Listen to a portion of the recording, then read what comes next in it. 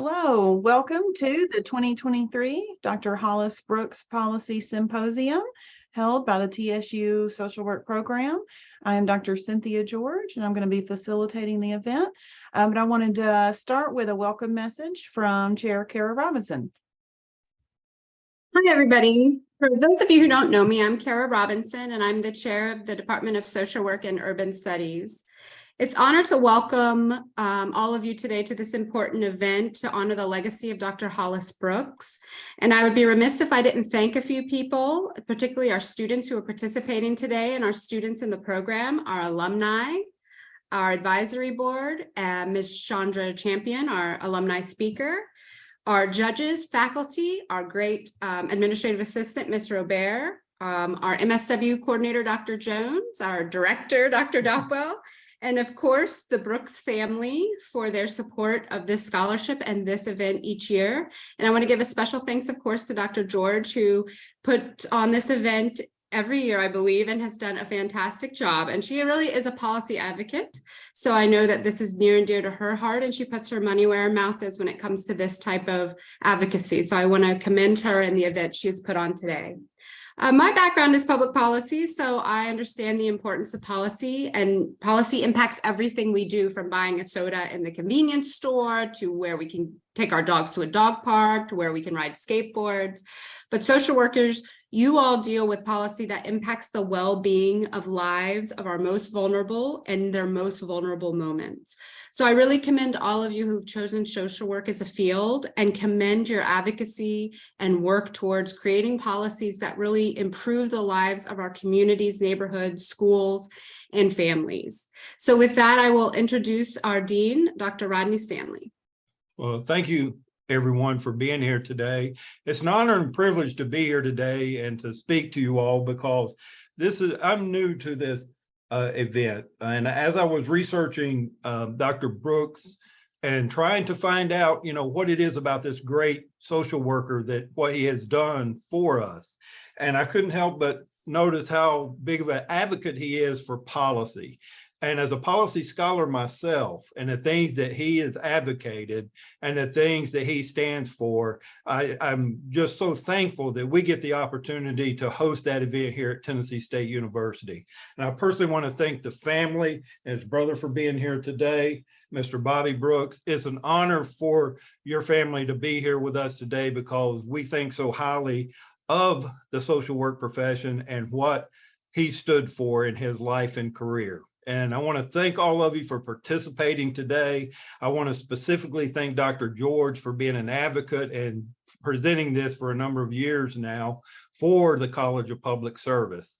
Again, it's an honor to be with you today, and I hope that you get as much out of it today as I did researching the event as I was making this short presentation for you. Thank you for being with us. Thank you very much for your time and welcoming us today. And I am going to flip-flop, and I'm going to go ahead and introduce Bobby Brooks, if he is on the Zoom call ready to speak to us. And I will say, Dean Stanley, we are working on, Dr. Hollace Brooks existed before the internet. And so if you Google him, you don't find a lot. And so that is something that Bobby and the Brooks family and I have been talking about, and we want to actually create a little legacy video so that we will have that to memorialize his story. And so we're going to be working on that. And then the Brooks family also is wanting to get more engaged with us and give us a car. I think that's a classic car for our homecoming. And where are you at, Bobby? Are you ready to speak to us? Well, please let us know how the college can assist you with that endeavor, with resources, time, personnel, or whatnot, to make that work. I certainly will. Thank you. Go ahead, Bobby. Today, I'd like to thank everyone on behalf of the Brooks family for those who put this event together. We are greatly honored by you guys honoring the late Dr. Hollace Brooks. I know he had an impact in my life. I can't just continue to sit back and think about the things that Hollace have done for us as a family. He still inspires us today as a family. And we're honored to give whatever we can to the college to help out. I do appreciate all the faculty at TSU and all the organizers who scheduled this event. The Brooks family is so honored to and thankful for you guys to do this for Dr. Hollis, the late Dr. Hollis Brooks. And we would like to, I'm sorry, on behalf of the Brooks family, I would love to continue to give every year to this scholarship program, much as I can donate to the college in the name of Dr. Hollis Brooks. Thank you very much. And I do not have a commemorative check or anything being in Zoom, but I did receive last week a check from the Brooks family for $1,000 to keep the Brooks Scholarship Fund going. And then we are also going to be forming a committee, and we want to create a living endowment in Dr. Brooks's name so that continues forever. So that will be on the horizon coming up too. And I just can't thank you enough, Bobby Brooks. This is the only scholarship that the social work program still has going. And so I can't thank you enough for helping us to keep that going for our students and to protect the legacy of the social workers that have helped to create this program. And so thank you very much. You're more than welcome. Next year, we'll be ready to donate $5,000 toward that scholarship program as well. Excellent, excellent. And we will be in touch, and we're going to have some good times at homecoming this year. And so you'll get an opportunity to spend some time with some of our students as well. And our winner, Desiree Hill, if you want to put your face on here, there you are. Miss Desiree Hill is the recipient of this year's Hollace Brooks Scholarship Award. And so she is about to give her acceptance speech, and we are running a little bit ahead of the agenda, but I'm going to go ahead and go into that. Desiree Hill is a social work club president. She is a very active leader. She is our student ambassador to the National Association of Social Workers at the state level, and she is always someone that can be counted on to lead. And so I'm very proud to say that she is the recipient of our 2023 Dr. Hollace Brooks Scholarship Award. And look, you do have this beautiful certificate. I'm in the process, Dean Stanley. I'm going to be requesting your signature on that very soon. And then Desiree, you will get this award. But I would like to give you a moment, Desiree, to give an acceptance speech if you can. Thank you. Are you all able to see me still? Okay, great. So first, I would like to thank Tennessee State University, the faculty and staff that represented the Social Work Department for allowing me to have an opportunity to receive this scholarship award. To the family of the late Dr. Hollace Brooks and his legacy he left behind, not only for Tennessee State University, but for the nation as a whole, for us to have events such as these, to be able to spread bits and pieces at a time throughout generations about his legacy. As far as the social work students, as myself, to think about and learn the importance of ethics and advocacy for others who are in need, not only in my school, but also in my community as well. To work within our community by assessing and addressing the needs through policy, to serve others as well as ourselves in self-care, to help one another in the progression of human welfare and just to better society as a total. By setting goals and being persistent through trials and hard times that may come our way, but we must set forward to making sure that we tackle and set goals for each thing at a time, small thing at a time, so that we're able to overall set a better example for those who are coming up in the next generation.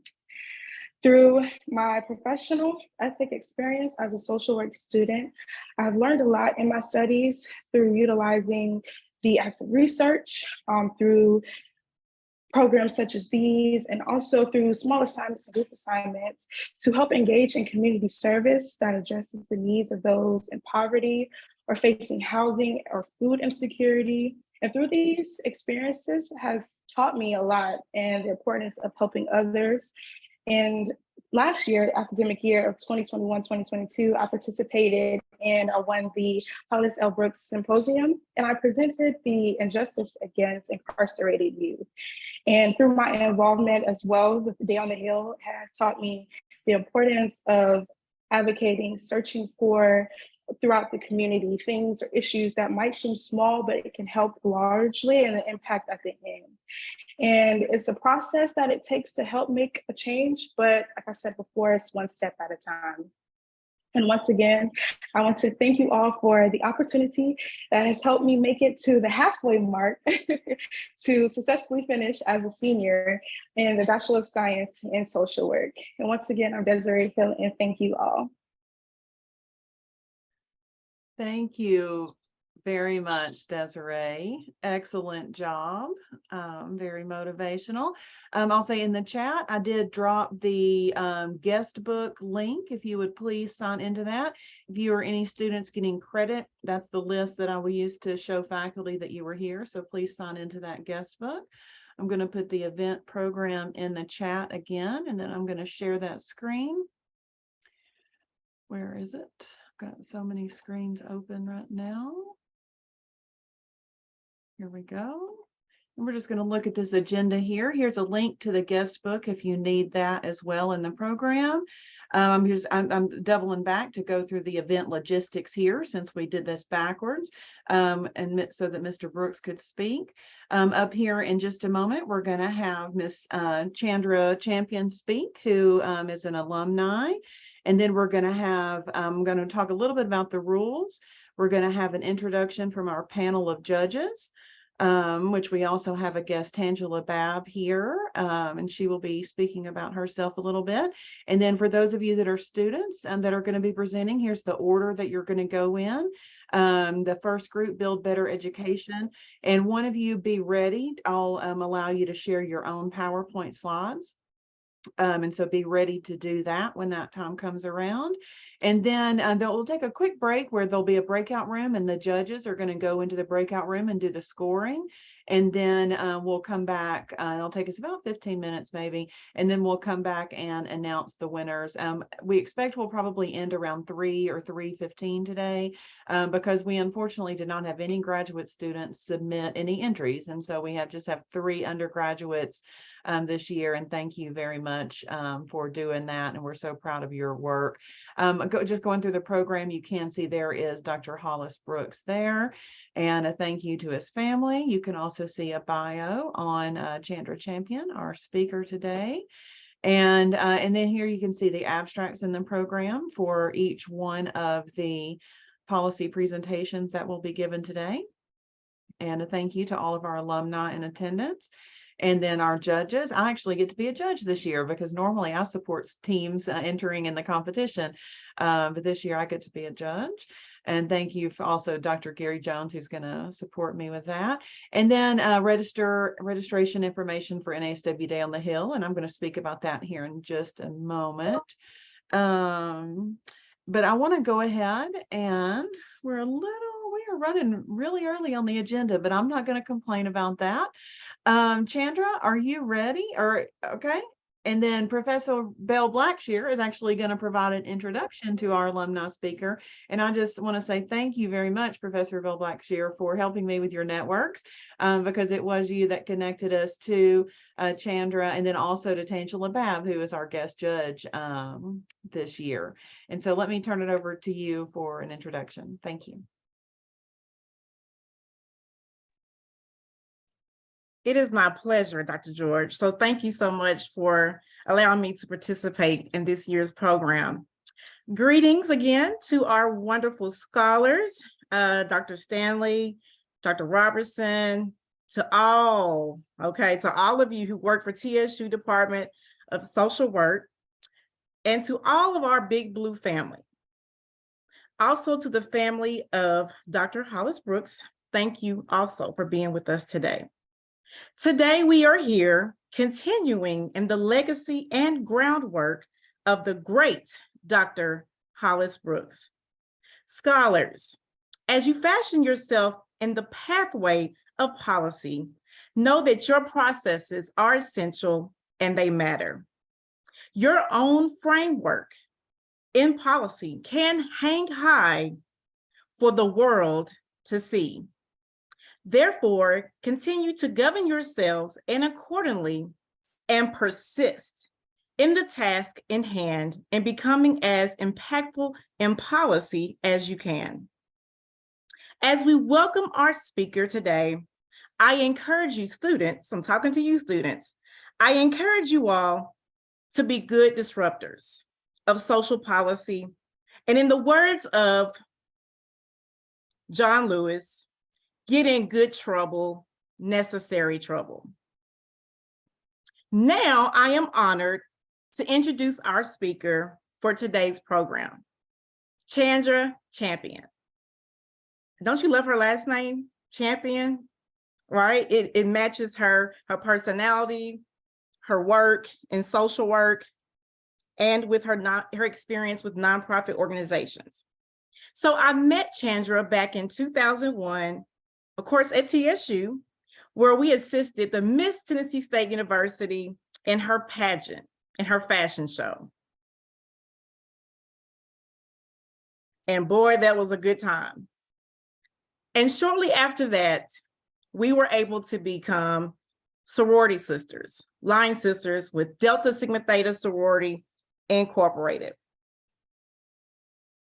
Chandra will tell you her story, but she has proven that the field of social work is broad and you can do anything with social work.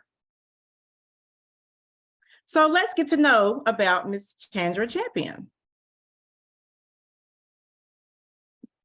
I will give this new information about her. I want to make sure I share this first, that she will start her new position as the Director of Events with the National, all right, the National NAACP in April. Snap, snap on that, in April. Congratulations, Chandra, on that honor. And so who is Chandra? She is an accomplished event producer and planner with over 12 years of experience. She has worked in all aspects of the industry, working with corporations and nonprofits. Chandra is currently the Director of Conference and Events for the National Association for the WIC program. When it comes to her education, after she completed her degree in social work at TSU and with her master's degree at Case Western Reserve University, Chandra's passion for events, people, and education led her to serve in the private and nonprofit sector. Again, she holds a Bachelor of Science degree in social work from Tennessee State University, as well as her master's. And she has also obtained a certificate in nonprofit management. Chandra's gifts of organization, attention, detail, creative imagination, and contagious, and yes, it's contagious, enthusiasm has earned her reputation for excellence as an event planner in the Washington, D.C. nonprofit area and arena. Chandra holds an active membership and sits on several committees with the Capital Chapter of the Professional Convention Management Association, as well as she is a member of the American Society of Association of Executives.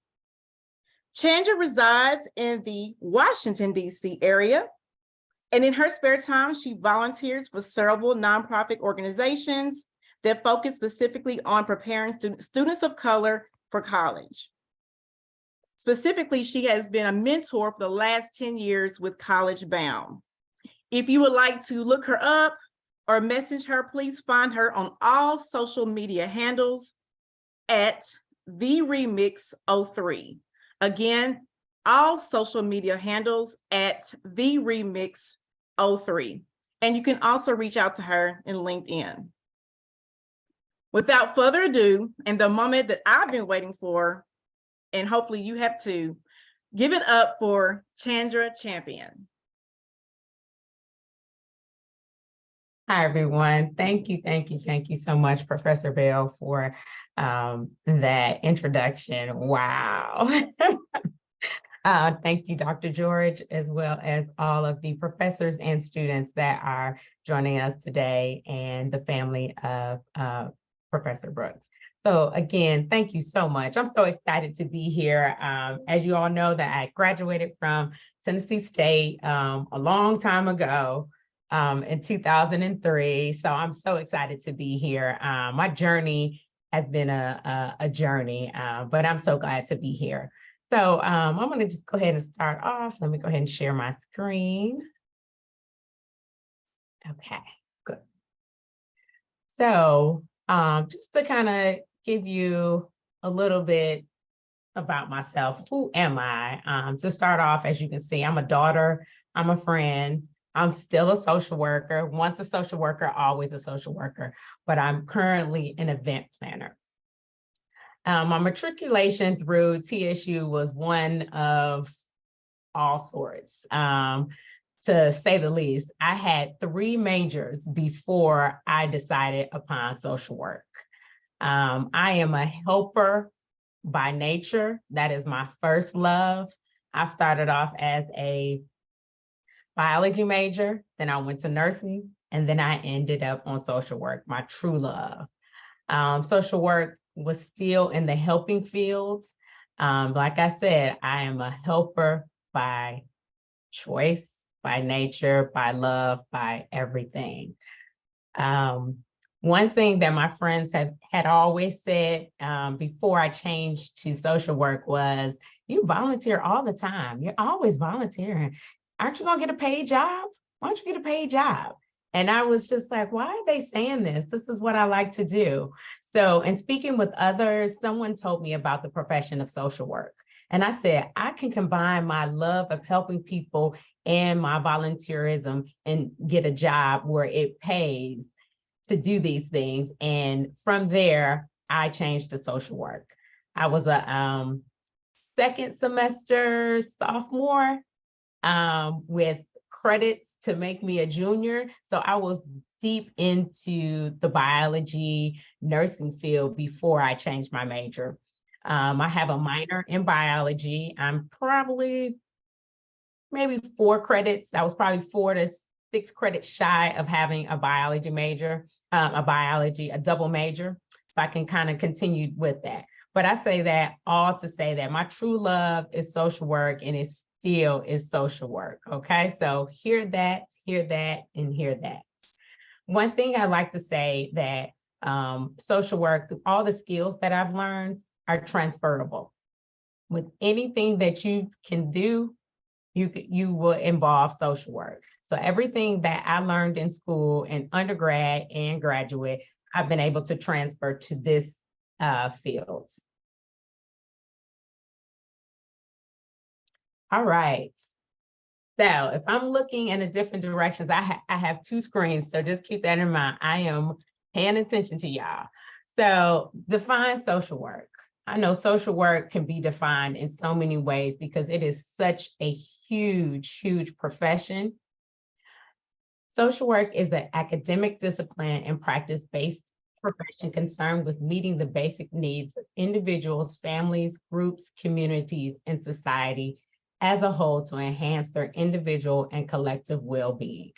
I will say that definition defines who I am and what I do.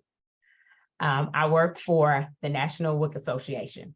For those who don't know what WIC is Women, Infants, and Children. It's a federally funded program. It's similar to TANF, which is food stamps. So it's very similar to that program, but it's for our mommies and our babies. It's for our pregnant moms, as well as our moms when they are nursing, all the way up until a child is 5, okay? So for me, I have always been involved with a nonprofit. Nonprofits are my love, my heart, my everything. First, I started with the National Trust for Historic Preservation. So I love history as well. So I wanted to do a little history work when I started off with. I will say my goal is to be an executive director at a nonprofit. I'm still, matriculating through that. And starting off with my work, I said that I wanted to work at a nonprofit, and I wanted to work in every division of a nonprofit so that I could go on to be the executive director and actually know what the heck I'm talking about. So at the National Trust for Historic Preservation, I started with grant writing. I was doing grant writing and loving it, and then I started falling asleep at work. Plain and simple, it got to be so boring because all I did was sit at a desk and do research and write. So I said, oh, I need to find something else. So my next job was at another nonprofit, and it's APCO, Association for Public Safety and Communication Officials. So essentially, individuals who are our 911 operators who answer those calls, anything, they will work with individuals that have anything to do with that. So there I was a governance coordinator. I worked with the board, and I was like, okay, this is the closest step right now that I could get to being the executive director. So I learned the ins and outs of what an executive director does, as well as learn about the profession as a whole. My next job was the American Institutes for Research, where I was an event planner.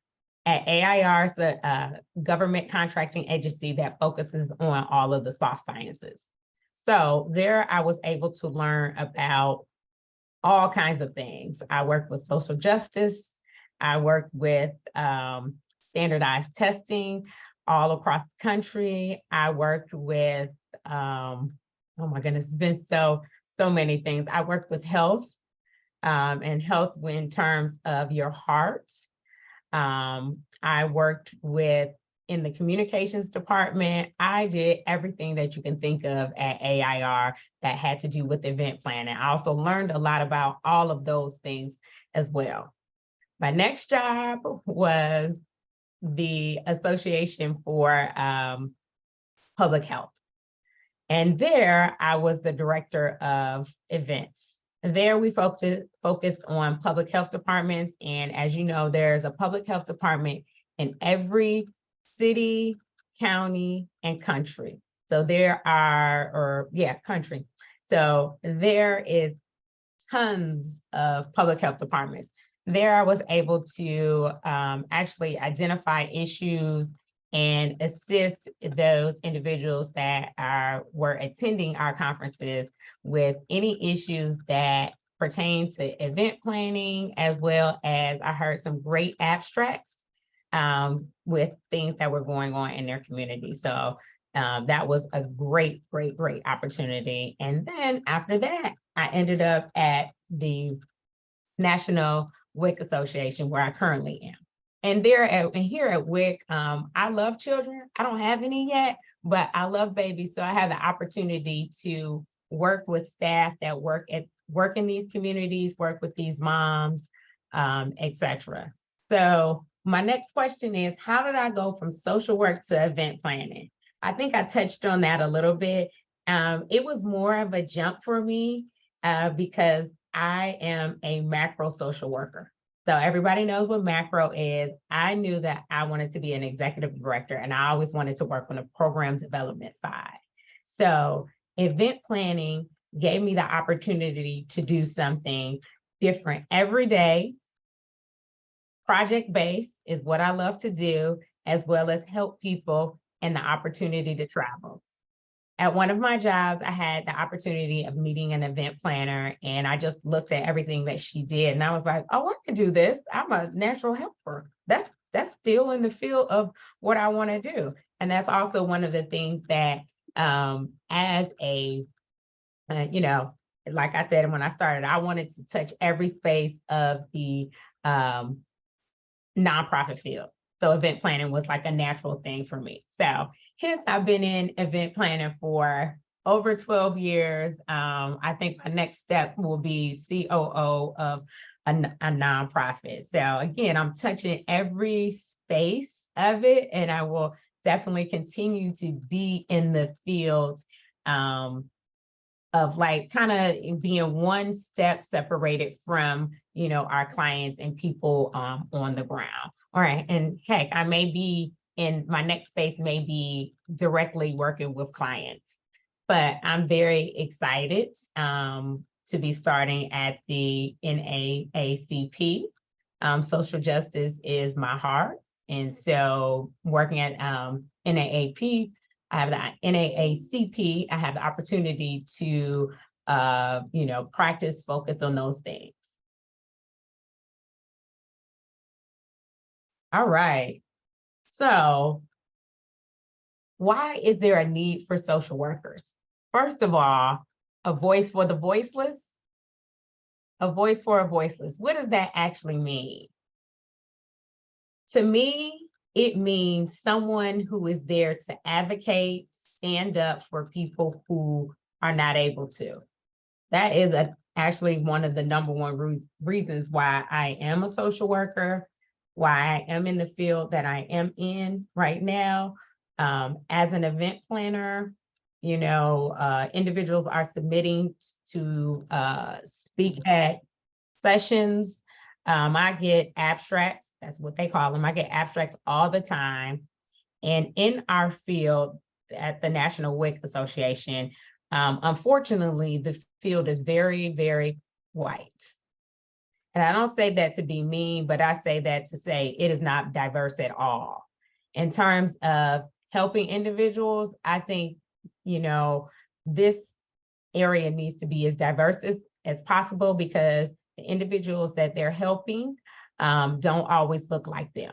So when we are putting on conferences, I am always asking that we have people that look like everyone, that we are focusing on sessions that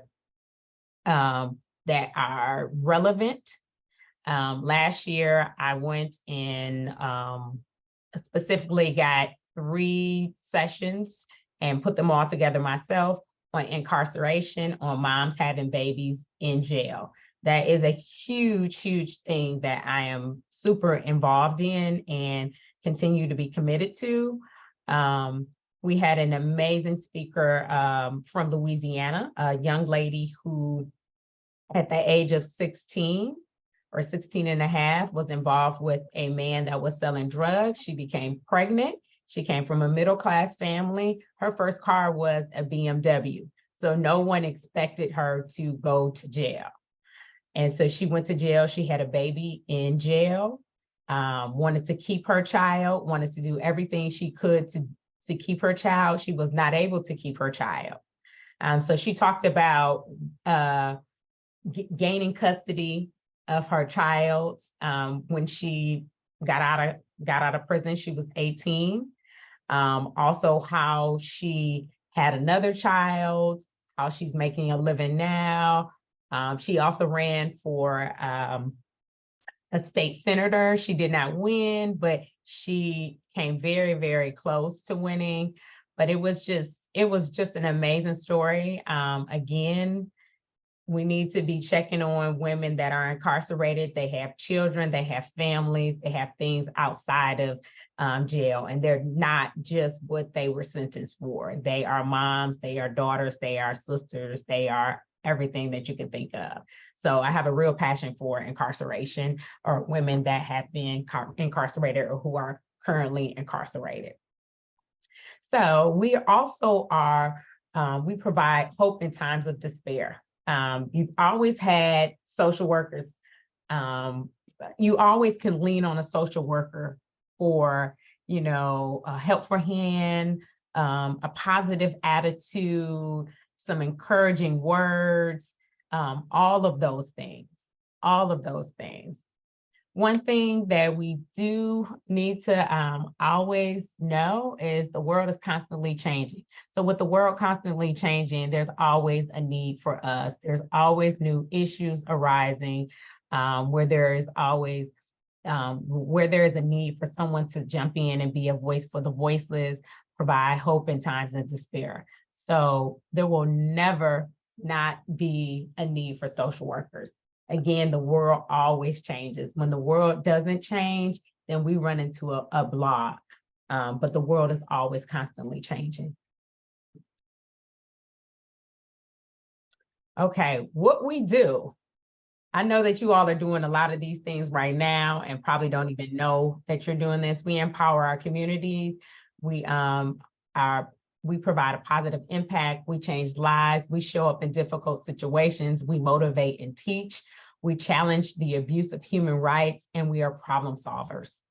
I will say the one thing that I do constantly for my job, even though I'm an event planner, but like I said, I'm a social worker from day one. I am always showing up in difficult situations. I am a problem solver, and I'm motivate and I teach.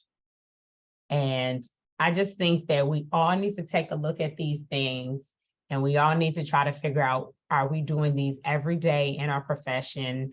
What can we do to make sure that we are doing this every day in the profession, even if we are still in school? What are we doing to empower our communities? What are we doing to make positive impacts? What are we doing to change lives? And how are we showing up in difficult situations to provide assistance? And how are we motivating and teaching people? And then again, the biggest thing, how do we challenge the abuse of human rights? For me, on a daily basis, I'm always trying to figure out, I'm always, in terms of social justice, I'm always looking for opportunities to provide a helping hand, to step up and say, like, that is not right, that is not okay.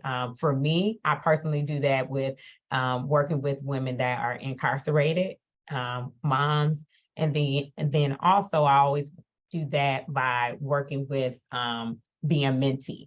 I work with a program called College Bound.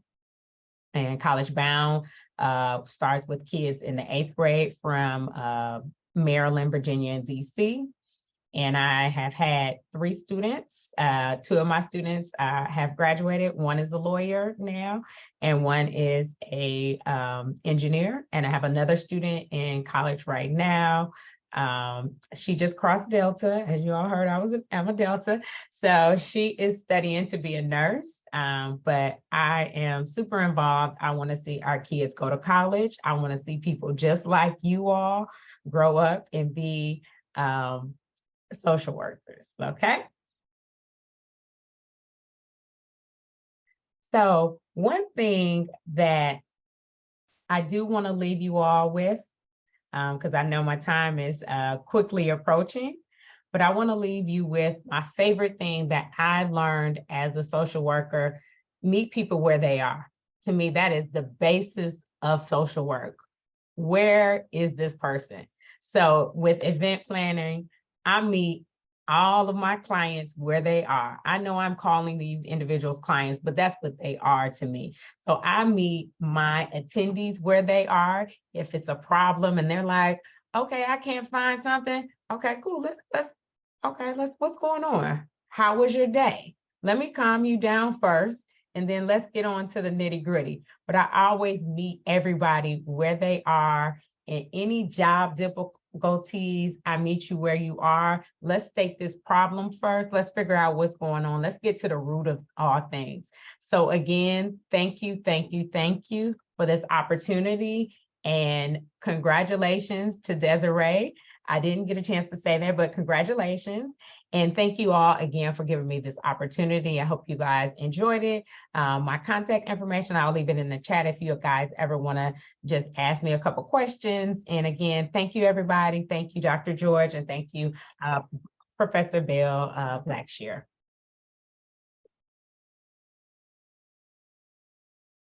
Thank you so much, Chandra Champion, for bringing us your inspiration today. And does anybody have any questions or comments for Chandra before we move on?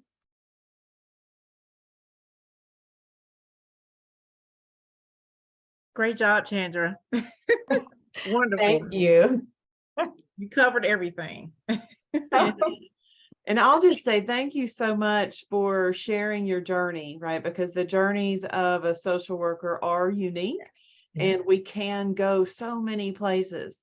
And sometimes it feels like there are all these barriers, but we have to remember that our specialty is overcoming barriers, and we can do that for ourselves in the same ways that we can do that for others. And so I hope that students will hear that from your story and take that forward. And thank you so much for sharing that with us today. And I did want to also congratulate Desiree. Dr. Cynthia, Oh, yes, Dr. go George, ahead. I think Yeah. we had a question from Taiwan. Tawan? Yes, Tawan. yes, I do have a question. And thank you for that wonderful presentation. That was very enlightening. My one question is that how long did it take you to get to the position that you are in now, or how long did it take you from once you graduated to get to the position you're in now? Sure. So I've actually been working for about 15 years, and my favorite question to ask myself and to ask others, what do you want to be when you grow up? We are constantly growing and growing and growing, and my grow up story changes every day. So I will say it actually has taken me about 13 years to get to the position of director for NAACP. I constantly challenge myself every day. What do I want to be when I grow up? Yes, I want to be an executive director. As I travel to that executive director thing, title, it changes every day. Some days I'm like, oh, well, maybe I want to be a personal coach, or maybe I want to be, maybe I want to stay in this event planning field. So it changes every day. And I challenge everyone to ask themselves, what do I want to be when I grow up? It changes. As you grow, you change. As you grow, you change. So keep that in mind.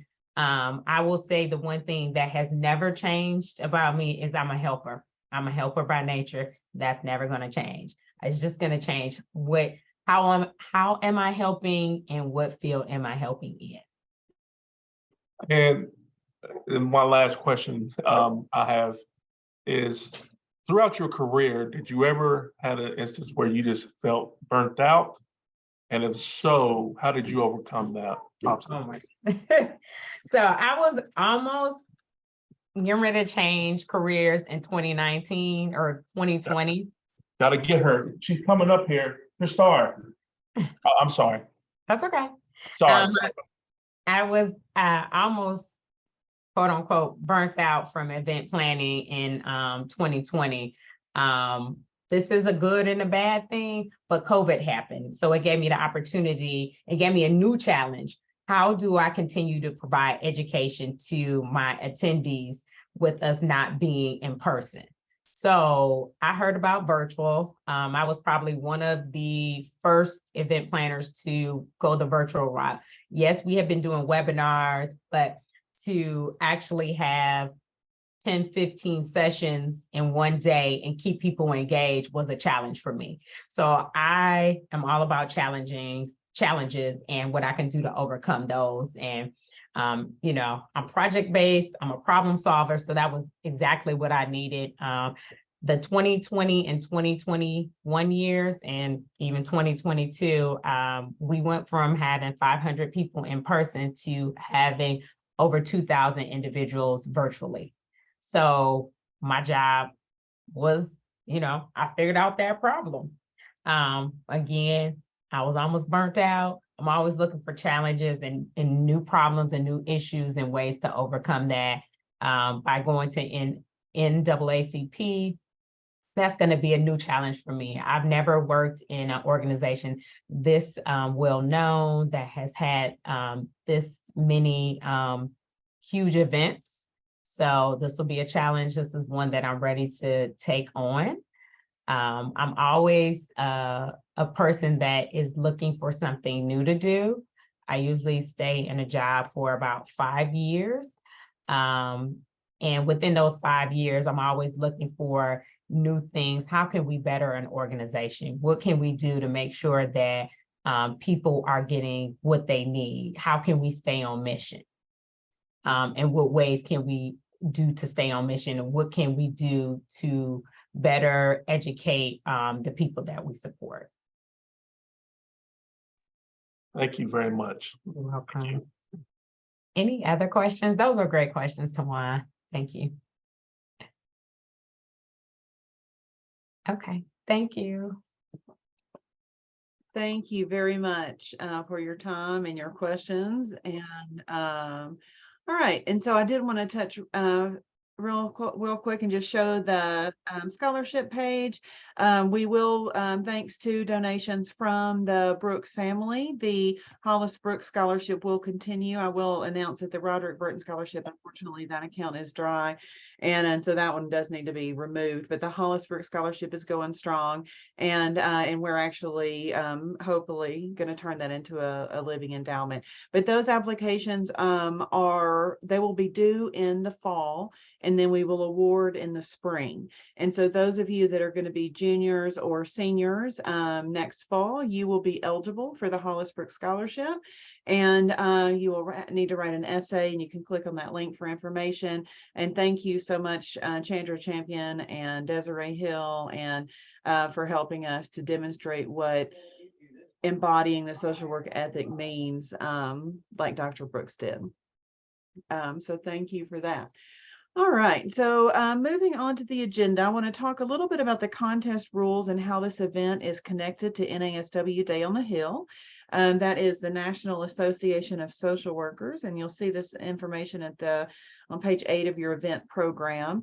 And then also here is their website. If you click on that link, right, to NASW Day on the Hill, and you can register for that event.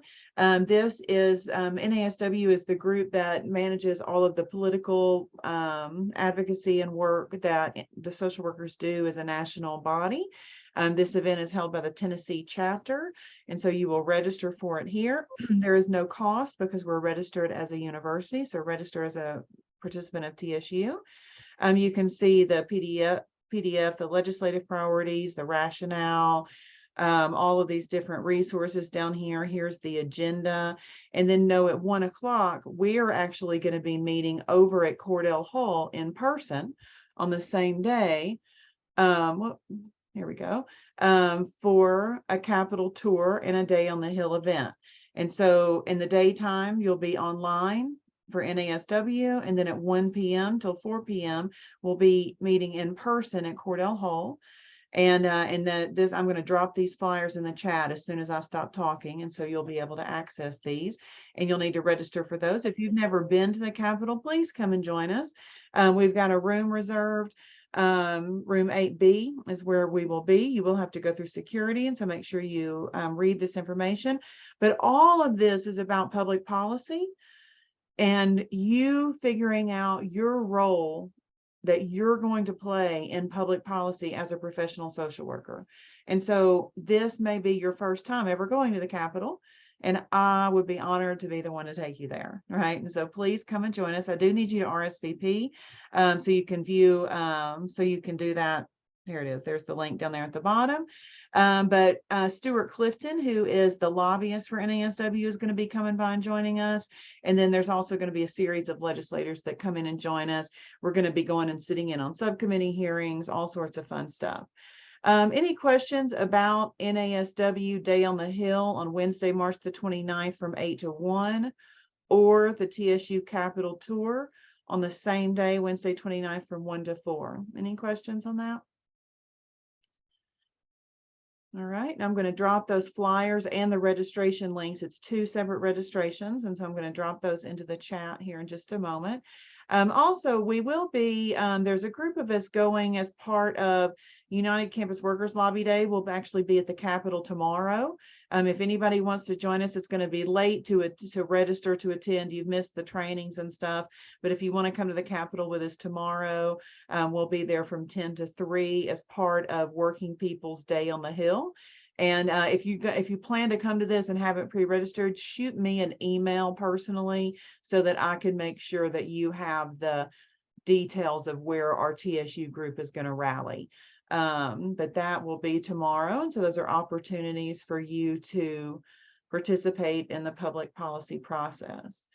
And then, and all of that is linked right here. And then make sure you sign that guest book symposium.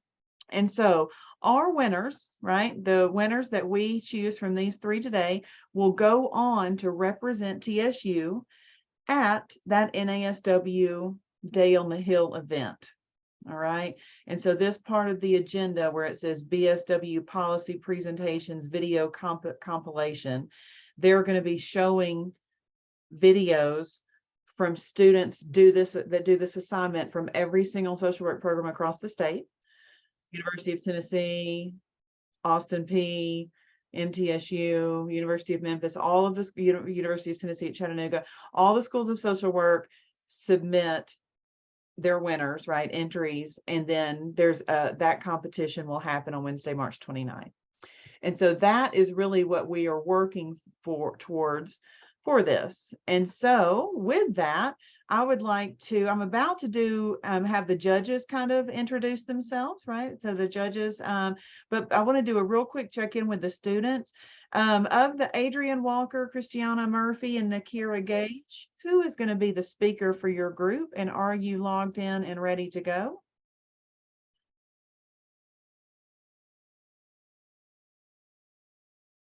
What about Alexandra Amos, Audrey Pruitt, and Tawan Wallace? Who is the speaker for your group? I'm the speaker, Alexandria Amos, and I'm logged in and ready to go. Excellent. And then Edwina Tillman, I believe you're the speaker for this last group, correct? Yes, ma'am. Okay. And so we need to hear from the first group, Adrian Walker, Christiana Murphy, and Nakira Gage. Somebody want to text them and make sure that they're ready? We are a little bit ahead on the agenda, but that's why I'm wanting to go ahead and get them ready before we do the judges. Can somebody text somebody from that group and make sure that they're ready?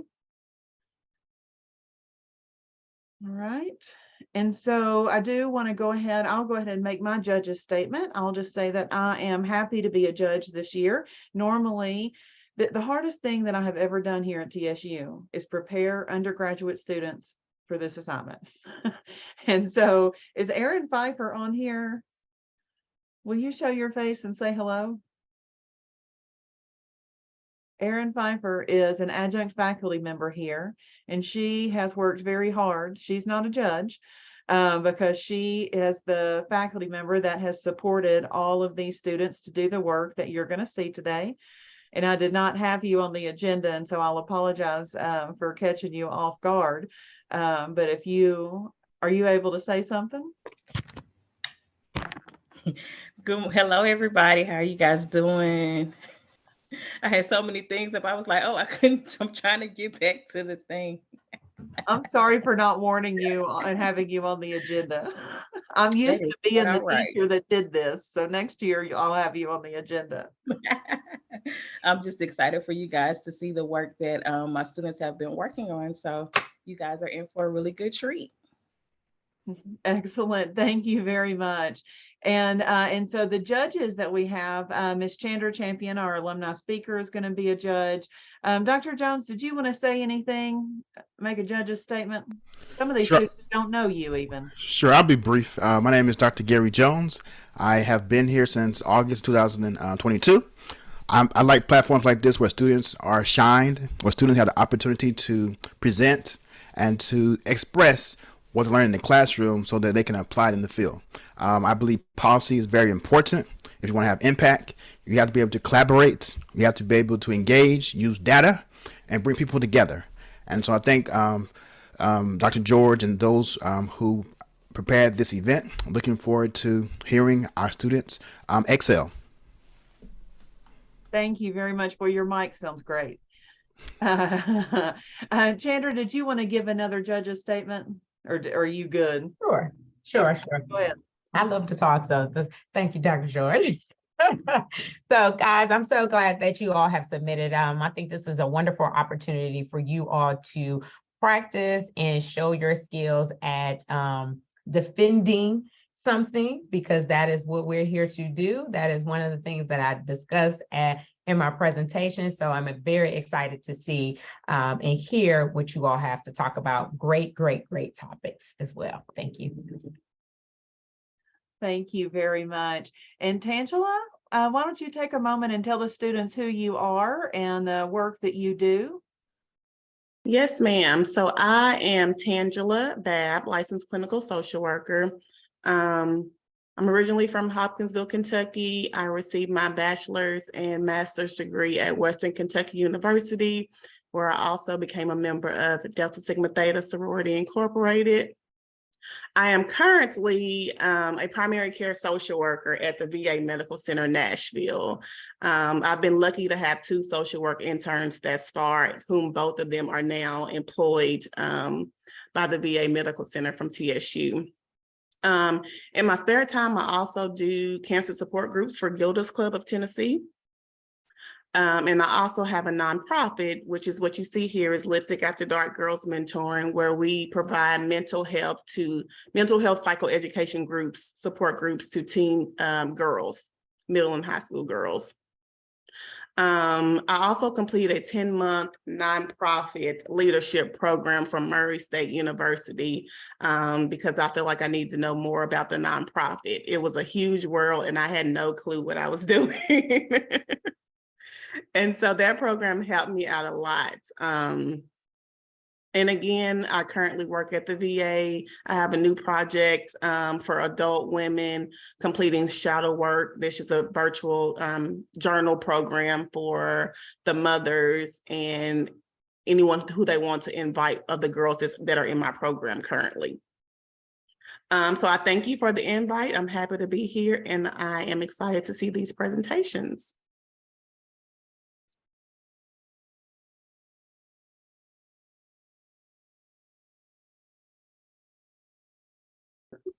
Excuse me. Thank you very much. Let me check these chat messages here. Okay. All right. I know that our student presenters are juggling childcare today. So let's talk for a moment about the order that we're going to go in. Is there anyone, like Tawana, are you child free? And who is here from the first group? I can go first. My group can go first. This is Alexandria Amos. Amos, all right. And that is the group that's listed second on the agenda, which I realize I've got a typo there. That is breast examination coverage, and I've got an A missing from that. And so I'll apologize for not catching that. Okay. And is that okay with everybody if that group goes first? Okay, and so judges, get your score sheets ready. Let me give you a moment to make sure that you have those ready. You should have those emailed to you. This is going to be the group that is listed on page 2 of the judges sheet. Breast examination coverage by Alexander Amos, Audrey Pruitt, and Tawan Wallace. Question, ma'am. Do you have my PowerPoint or will I be sharing my screen? I'm so sorry. I'm going to allow you to share it and click through on your own. As long as your internet connection is good enough. Is that okay? Or I can if you want me to. My internet connection is kind of unsteady. I would need you to Then let me pull yours up. That is thank you so much, ma'am. I have you submit them early. And so let's see, that is this one. And I have yours as a PDF, which will work. And now, of course, if you win, and now this is for any of the winners, whoever wins, then you will be getting written feedback from me ASAP because your abstract will be due to NASW on Wednesday. And then, but we're going to come around you and help you as a faculty to help you do that. And so today, I just want everyone to focus on doing their best presentation today. It's okay if you go over 5 minutes a little bit today, but know that you will have to get it down below 5 minutes by the time that you compete at the statewide level. If your kids interrupt you today, then that's okay. We're gonna work with it. I would like to see your camera on though. Can you turn your camera on? Yes, ma'am. Excellent. Hooray. Okay. And I'm going to spotlight you and then I'm going to share your slides and I am going to time you. And then judges know that I will have the official times when we get in the breakout room. I'm going to record the times. And so you don't need to keep up with that information. I will give it to you when we get into a session. Let me make sure that my stuff is ready as the timekeeper. I've got like 6 things I'm juggling here. All right, so without further ado, let me share this screen. And All right. Alexandria, I will turn it over to you. All right. Good afternoon, judges. I want to thank you for allowing me and my group to present our bill today.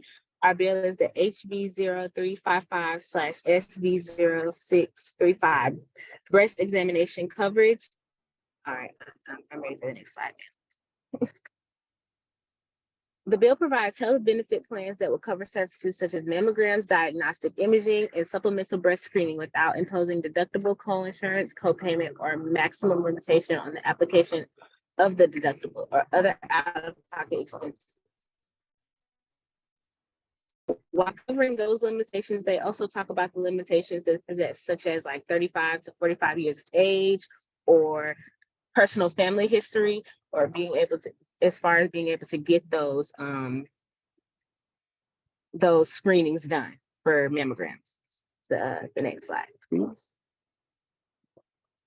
On this page, we had a couple photos, and it just talks about mammograms and how they make the difference. They use technology to scan for early signs of breast cancer, and we believe these scans should not be a luxury, but something that all women from many backgrounds should have access to, regardless of financial standpoint.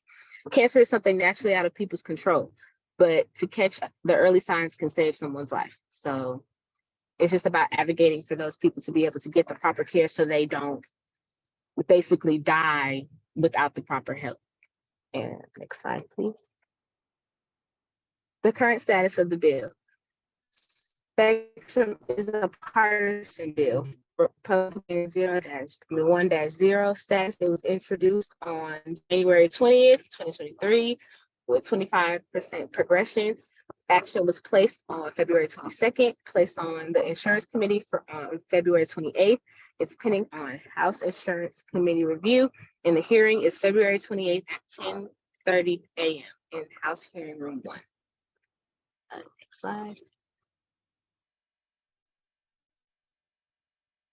The strengths: no out-of-pocket limitations or maximum requirement, no deductible, co-insurance, or co-payment at the time of service requirement, no medical requirement guideline or certain criteria needed. So, next slide, I'm so sorry. The weaknesses: does not have provisions for uninsured individuals or those who have recently lost their jobs, does not have provision to allow patients to request these screening tools without physician referral, basically taking away their body autonomy, and does not have the language that ensure the same benefit and protection for individuals who do not identify as a woman. Next slide. How are the at-risk impacted? The at-risk people are as listed: insured working class, women at risk factors of breast cancer with or without medical debt. This bill lessens the debt many will receive, removing the financial roadblocks and causing patients to seek out proper care. Next slide. This slide discusses the medical debt in U.S. households. This not only includes standard medical practices, and procedures like checkups, but things like mammograms, which scan for cancer and other diseases. So, like in the top of our graph, it says like Black alone is 27.9. So basically, that means a lot of Black households in America have people who are suffering with things, who are sick, and often can't go get the help they need because things like insurance and deductibles won't allow them, because they don't have the money to afford these procedures. These things should be a luxury. They shouldn't be something people have to like fight for. And these rates will continue to go up if our bill isn't in place to help assist with that. Next slide. Importance of screenings. So other medical issues that screening tools offer for free in Tennessee are mental health symptoms, grant-funded programs, and HIV and AIDS. Screenings are medical tests that doctors use to check for diseases and health conditions before there are any signs or symptoms. Screenings help find the problems early on when they may be easier to treat. It can also be an aid in preventing rapid epidemic transmission of certain diseases such as HIV and AIDS. Next slide, please. We recommend these things for improvement. Expand to include other screening services such as colonoscopy, bone density, and/or cervical cancer screenings, including language that ensures the same benefit and protection for individuals who do not identify as a woman, and include provisions to allow a patient to request these screening tools without a physician referral, allowing for patient autonomy. Next slide. These are our references and where we did our research. Thank you for allowing me to present.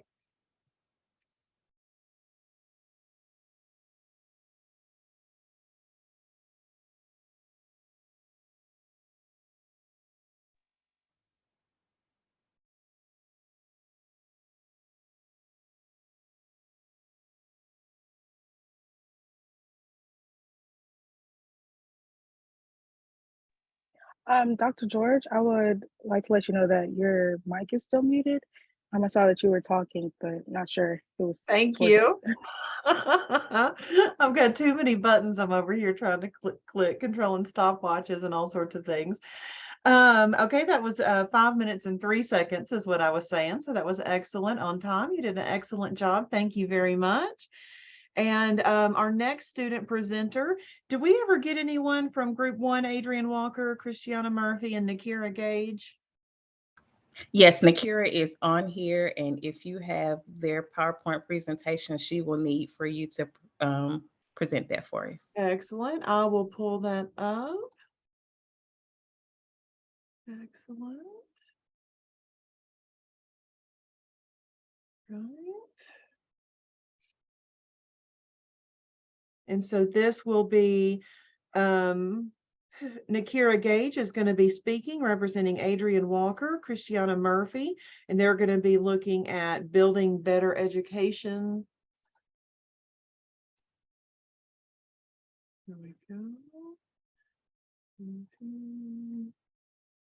Now let me put the spotlight on you. And then let me share this full screen, I think is the way to do it.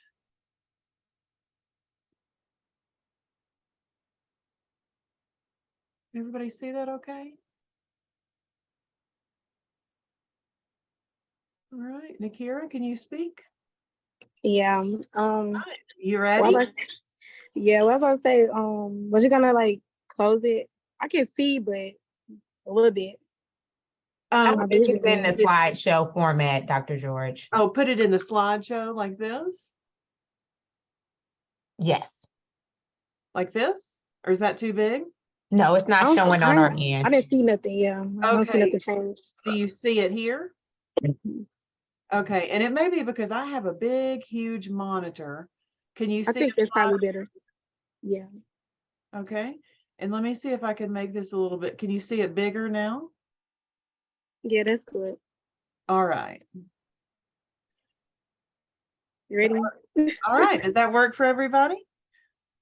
All right, then Nakira, thank you very much. And I will mute my mic and turn it over to you. Alrighty, our topic was Build Better Education Ground by Adrian Walker, Christiana Murphy, and Nakira Gage. Go to the next slide.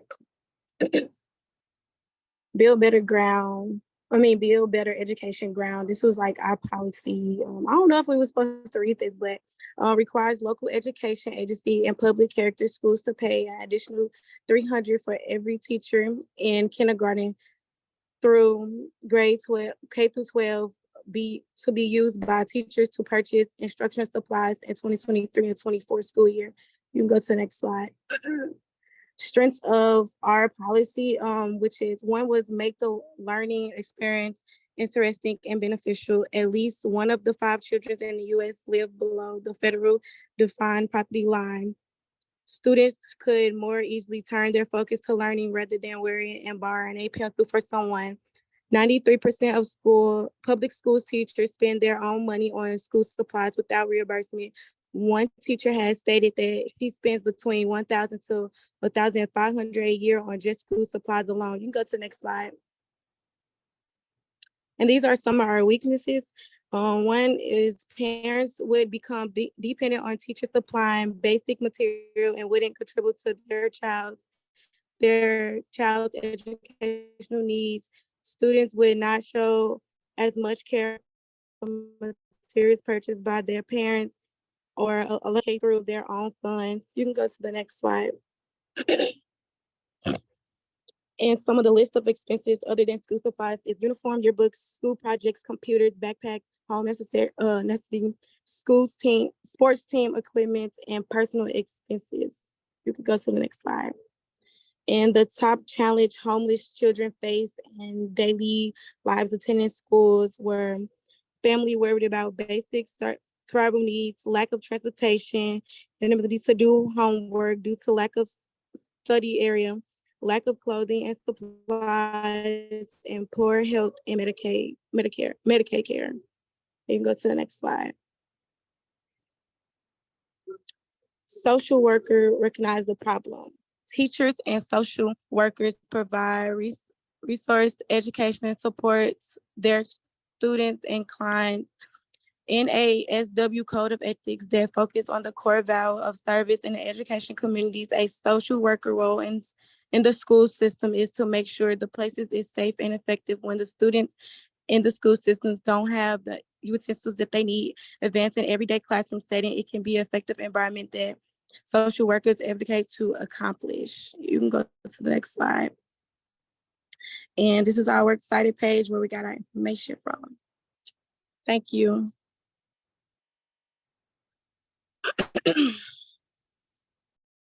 Thank you very much. It was a very efficient 2 minutes and 59 seconds. Definitely under time. All right, and we have got one more group. Edwina, how are we doing with children? You ready to present? I think he's almost asleep. Well, he's laying up here, but Okay. Well, do you need some more time or can you do no, it? I'm fine. All right. Let me I've got a spotlight to change here. And then let me add a spotlight to you. And you've got your own slides to share? Yes, ma'am. All right. Well, I will turn it over to you. You start whenever you're ready. Okay. Oh, wait, I forgot to give you the full introduction. This is Edwina Tillman representing her group that includes Stacia Bowman and Genesis Kennedy. Their topic is diversity, equity, and inclusion education.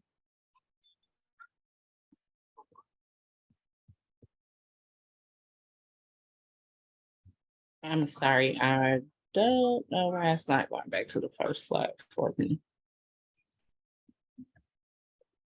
Are y'all able to see my screen?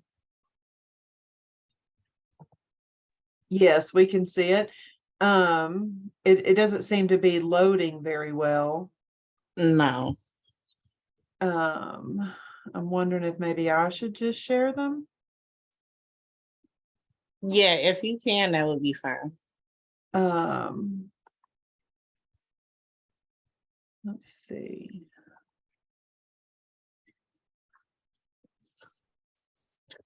I did. I paid extra to make sure I got a really good internet connection when I started teaching from home. So I definitely understand how hard it can be to do all of this over the internet. All right, can everybody see that okay? I'm going to do it just like hers, not in the viewer.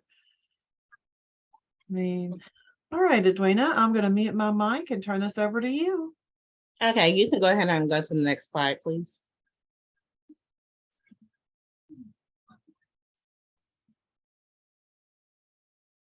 Okay, HB 0571 SB 0603, as introduced, will prohibit public institutions of higher education offering health-related degrees from requiring DEI learning concepts for insurance of a degree.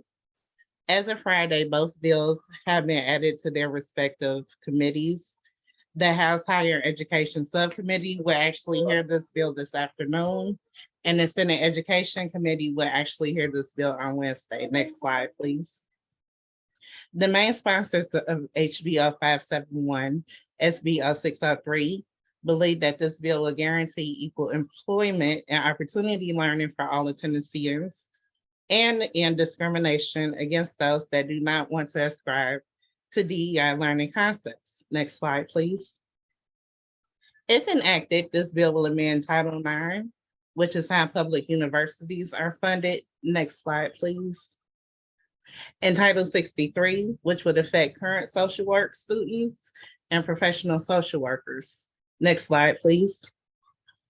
Limitations of this bill is that it's antithetical to the foundations of social work, It ignored licensing requirements imposed by the Association of Social Work Boards.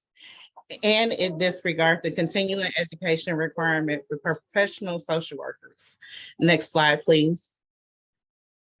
Social work recognizes this as a problem because it conflicts with the Council of Social Work education requirements.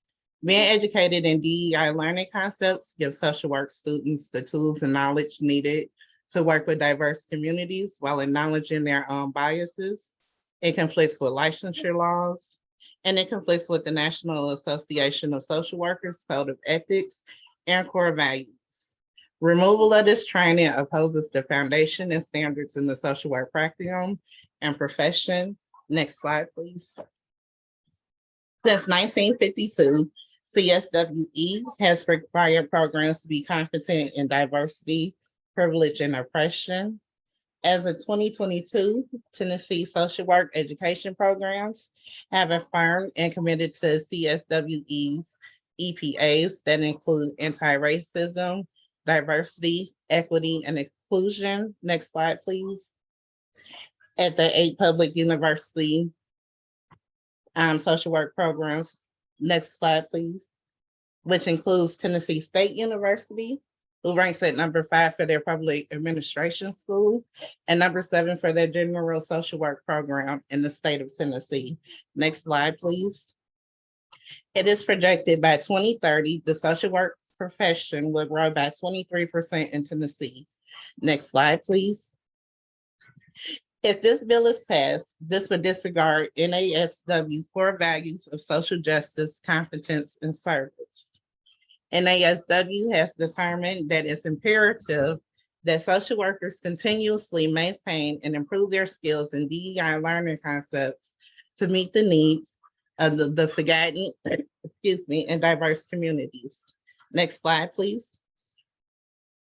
In conclusion, we recommend that the General Assembly use their resources to further research the negative potential impact this bill could impose on the social work education, students, and the profession in Tennessee. Secondly, to create policies that will improve the effectiveness of DEI learning concepts. And finally, we respectfully ask that this bill in its current form is tabled and not considered. Thank you.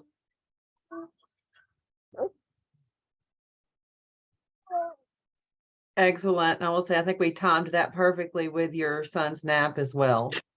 And so that was great. That was 4 minutes and 3 seconds. Excellent. And so what we're going to do is I'm going to open up these breakout rooms. Now the judges, you will be able, you can go into them by choice, right? I'm not manually forcing you. Everybody else can just hang out here in the main. Hold B to broadcast your voice to breakout rooms. Oh, I didn't know we could do that. All right. Well, I may need to LJ, get in here. But the judges and I are going to go in. Oh, hey, there's Deborah Alexander. Thank you for joining us. You missed Bobby Brooks. He was in here earlier.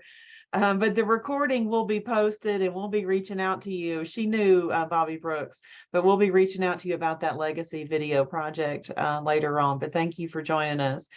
But the judges and I are going to go into a breakout room and we're going to talk about scoring. It will take us maybe 15 minutes. So just hang out in the chat. And so let's say 2:20. Let's say we come back at 2:35 and we will announce the winners. All right, so there will be an intermission and then we will come back at 2:35. And then judges, you all find the breakout room that says judges.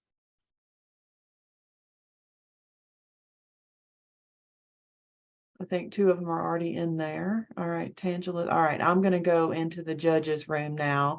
And so that means I'm going to vanish. And so there's not going to be a main moderator here in this room. And so you all just hang tight and we will be back soon. Recording back on. All right, let me welcome everybody back. See if our judges, wait, how did it say to make an announcement? Press.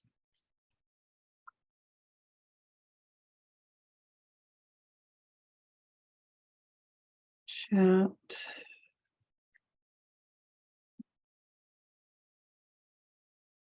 I don't know how to speak to the judges that are in the breakout room to bring them back.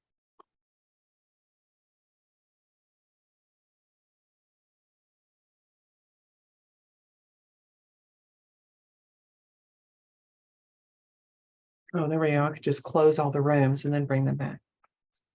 Maybe I'll figure it out. There they are. Excellent. There's our judges back.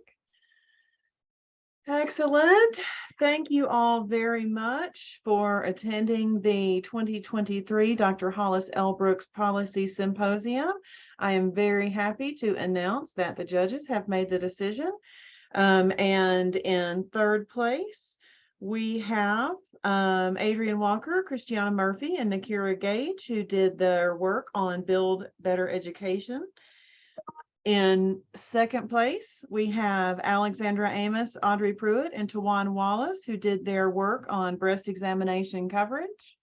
And our first place winners that will be representing us at the statewide competition are Stacia Bowman, Genesis Kennedy, and Edwina Tillman, who presented on diversity, equity, and inclusion education. Congratulations. Oh, there is Marcia Griggs. She did come join us. And I also will say Hollis Brooks's niece also was able to log in. And so I was going to give her a quick moment to say hello to everyone.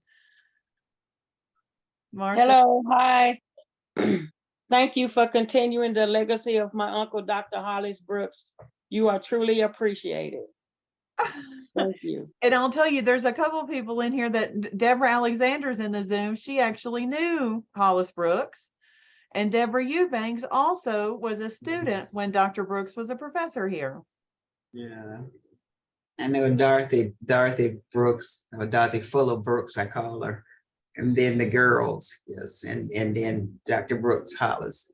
They were great people, wonderful people to be around. Okay, well, I'm George Brooks Jr.'s daughter. Oh, and my okay. dad, before he passed, he would keep it going. Oh, Yeah. okay.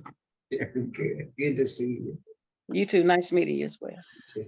Excellent. Thank you very, very much. And congratulations to our winners. Edwina may have already been off to take care of her child. But that is really the conclusion of the event. I want to thank everyone for coming. Edwina, there you are. Congratulations. I just want to give you a congratulations on winning along with your group, Stacia Bowman and Genesis Kennedy. And know that your abstract is going to be due to the NASW on Wednesday. And so you're going to be getting an email from me later today that will include some edits to make for that abstract. And then we've got another week until the 22nd to work on your PowerPoint slides and to pre-record your video. And so I'll be reaching out to you about that. For the other two groups, you also will be getting an email from me with your feedback. I'm going to compile the feedback from the judges, and then I will send that to each of the groups. And so you will all get some feedback. And Edwina, your group, of course, you'll get some support to actually revise your materials. And I just want to say thank you. Do any of the judges want to make any closing remarks?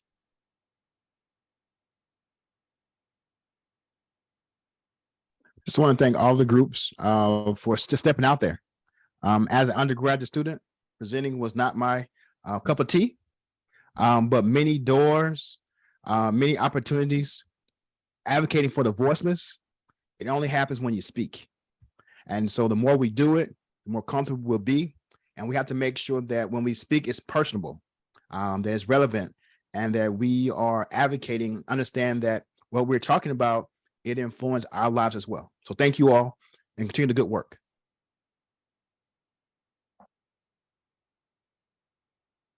Thank you. Chandra or Tangela, you want to make a closing statement? Okay. I'll just follow up and say that like Dr. Jones said, that the groups all did a really good job. When I say great topics, you guys, great topics. I think you all should be trying to present these at other educational conferences, maybe to your classmates, maybe as some final projects, because these are really good topics and you can really dig into it and really expound on it. So great job, everybody. Yes, thank you so much. And I'm going to pop one last time in the chat. Here are the links, right? You've got a link for the guest book to sign in today. There's a link to register for the Social Work Day on the Hill, the morning part on Wednesday, March 29th. And then on the 29th from 1 to 4, we're going to be at Cordell Hall meeting with legislators and representatives. And so you can come down there, register for that. And then tomorrow we'll be down there actually too. And so all of that is listed there in the chat. So grab that copy and paste that message out right now, because the event is about to end and you will lose access. Could you email the links also? Area, if you have all received emails from me. If you search your email history from C. George 9, you will find an email with the subject line that says NASW Day on the Hill, and that registration information is there.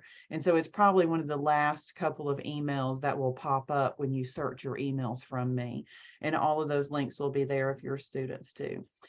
Excellent. Well, thank you all very much. Again, Professor Pfeiffer, for doing the work with everyone and getting these students ready for this. And I just appreciate all of your time today. And thank you for helping me to honor Dr. Brooks's legacy. Have a great day, everyone. Thank you. Bye-bye. Bye. Have a great one.